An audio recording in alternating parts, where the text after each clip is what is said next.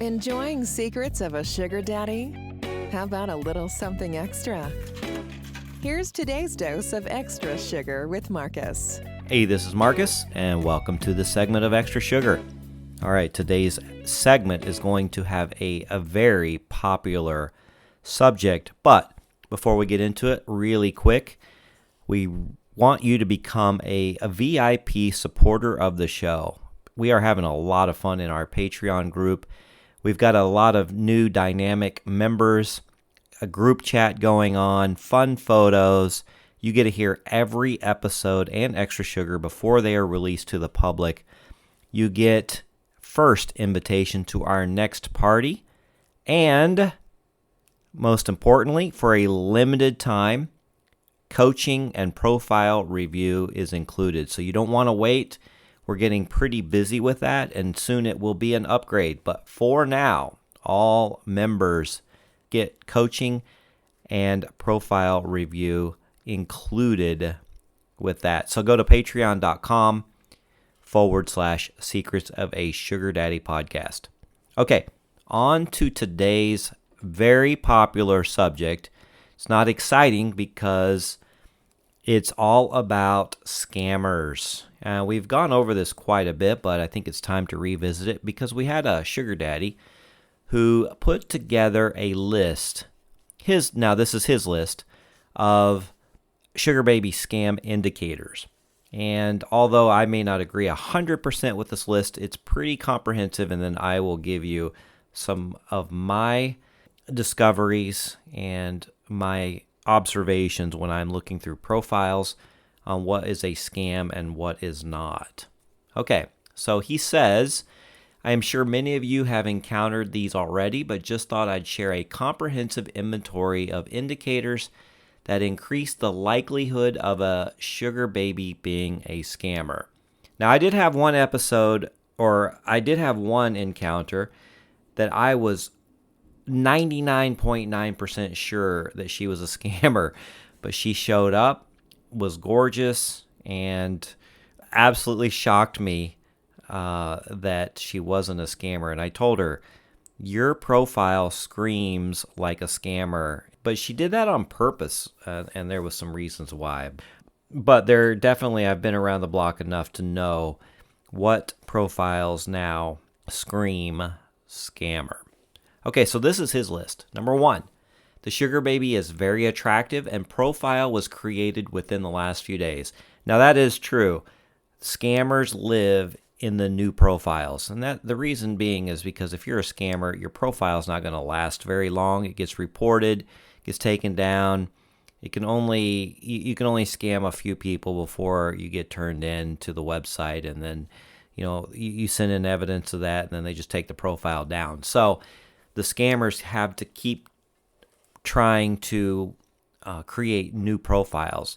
Now, there is a scammer that I did lose some money to, and her profile was created 3 or 4 years ago, and she's still on there pulling the same scam. I don't know why Seeking hasn't taken down her profile, but for whatever reason, they've kept it up, but it's definitely a scammer. And I'll tell you a little bit about that incident later. Okay, his next one is the sugar baby is Asian.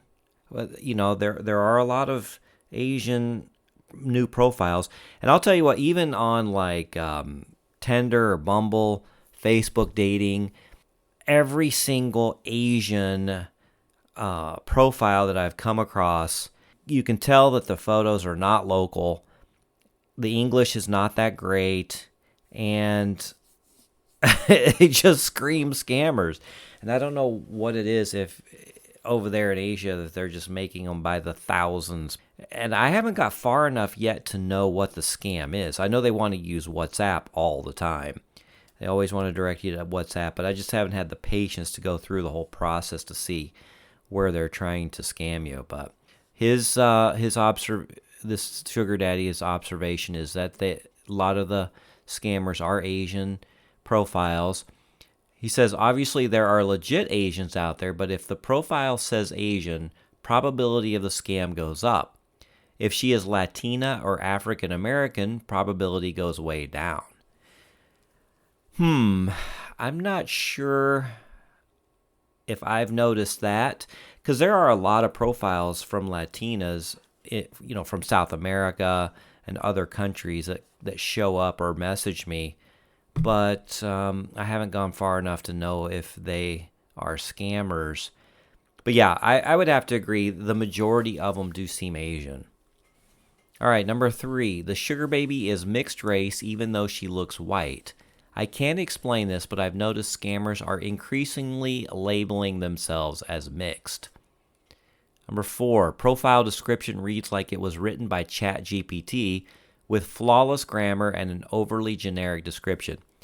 Okay, yeah, so the profiles are getting better with ChatGPT, and they're so generic, and like if they would say things that a normal person wouldn't put in their profile, I would instantly have a red flag there. I've read so many that say, I am just here looking for the love of my life, and bullshit like that. Nobody's putting that on there. Okay, his next one is, photos look like it was generated by AI by showing person in unrealistic surroundings.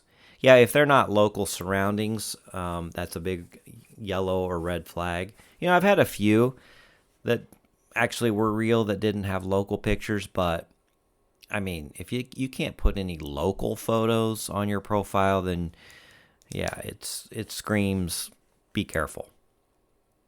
All right, next one is sugar baby wants to sell online content before meeting or start an arrangement online before meeting. That one should be fairly obvious. Next criteria is mentions friends with benefits in the first message response. The next one is the sugar baby brings up topic of Bitcoin or gift cards or investing. Yeah, we're starting to see that a lot. The Bitcoin thing is, and I don't know who falls for this stuff. But apparently people do, or they would stop trying it. But yeah, if somebody's trying to get you to invest in Bitcoin or send them a gift card or some kind of investing, and they don't know you, yeah, 99.999% scam. All right, his next one is interesting. It says the sugar baby is a nurse or studying to be a nurse or references baking. Okay. The next one is once the sugar baby starts texting, she mentions she needs money for gas, babysitter, or to pay phone bill. Now, I have got that one. I got scammed during COVID, and it was a girl, and actually I found her. She was real, but she was in the Washington area or Portland or somewhere. But she asked for gas money, and it was only $50. And I think also too it was to include babysitting or something like that. I think it was a combination of both. Stupid Marcus sent that to her, and then of course she gave me bullshit excuse after bullshit excuse how she was on her way and never showed up because she wasn't here. She wasn't local. And so, I lost a small amount of money, but if they do that 10, 15 times a day to men, yeah, it turns out to be a pretty good living. It's not a satisfactory way of going through life, but it happens. Okay, the next one he says, the sugar baby says she has cancer in the family or is taking care of sick parents. Yeah, that's a pretty common one. The next one is the sugar baby says she wants to meet right off the bat without finding out anything about you. She's most likely going to try some last-minute scam like needing money for a babysitter. Sugar baby scammers will often bring up a payment requirement at the last minute just before meeting once they know you've already arranged your schedule around them or you are even en route. Yeah, that's a pretty good one because you've already made the commitment, and I've had them say, hey, look, can you just give me half up front and the other half after the meeting because, I have these expenses I need to get there, or I'm shopping for a nice dress, I'm getting my nails done or whatever. And if you've never met them, you can pretty much kiss that money goodbye. They're not showing up. The next one is the sugar baby says she has been taken advantage of and needs you to pay in advance to prove you're real. I've actually had that one pulled on me in person. I get that a lot online. They say, look, I've been scammed before, and so I don't know if you're going to even be real. So if you could send the allowance or the pay per meet up front, and then that way, you prove that you're real. Don't do that. But man, when they're in person in front of you and they say that exact same thing, like, look, I've been scammed before. I'd appreciate, I'm here. So if you give me my allowance up front, I'd really appreciate it. And they're right there in front of you, so you don't think anything about it. And then all of a sudden they have a call they need to take outside, or they need to run to their car to grab something. Bloop, turn around, gone with your money, and you don't have anybody to hang out with that night. Now, again, that's a very dangerous way of scamming people, but yeah, I've actually been scammed in person, along with many other people that I've gotten reports of the exact same scam. All right, and finally, he says, not a scam, but when a sugar baby sends risque photos right off the bat or starts calling you honey or babe, this means she is probably an escort. Escorts typically will not meet only for food and drink. They want a commitment that they will get paid a high PPM. And yeah, I definitely find that to be true. When they start using pet names like love and baby and daddy right off the bat, and they haven't even met you, or they barely know anything about you, and they're so willing to accompany you for the night, it's pretty much on the end of prostitution. Now, in the sugar dating world, we talk about how it's not prostitution and it's so much more, and we go in depth on the relationships that we form in sugar dating, the chemistry that is there with your sugar baby. But obviously, there's going to be fringes of prostitution. Anytime there's a financial component involved, people are going to try to take advantage of that, whether they're trying to scam you or whether they're real and they just, want to give you sexual favors for the night. You can pretty much find whatever you're looking for in the sugar dating world, but if you're looking for a prostitute, yeah, you can find them there. That's not what I personally am looking for. I mean, sex is pretty easy to find, so I was always looking for somebody that I could enjoy dinner with, enjoy life, and a life event with, like a concert or a festival, or just good conversation. I mean, that means a lot to me. Yeah, I'm a sexual being, and I do enjoy that part tremendously, but that's not what it's all about. At least not for me and most of the men that I interview, most of the sugar daddies that I interview. And I guess a couple other scams. One of the biggest ones I've talked about in the past, where it's a shopping scam, and I still don't understand how she cashed in this for monetary gain, or she just really wanted the items. But you have a sugar baby take you to the mall. They don't need your money for an allowance. They just want some gifts. You buy them these gifts. They give you a wrong address, which they're supposed to, they give you an address that they're going to meet you at after the mall shopping, and then off they go, never to see you again. So that one makes you feel pretty stupid. But what are you gonna do? I mean, they're right in front of you. You got to trust people at some time. And I've actually sent money to a sugar baby to have her car repaired, who lived in a different town, and by God, she showed up. But I just felt like she was real and she wasn't jerking my chain, and it worked out.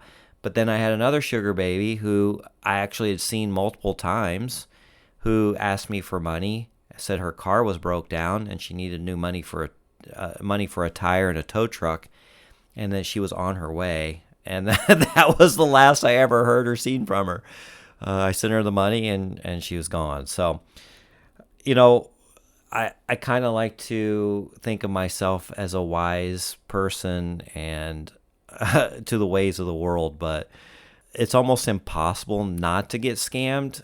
I mean, you just can't be so untrusting of every single soul out there. That's not going to be any fun at all. So sometimes you're going to get scammed and it's going to suck, but use your best judgment.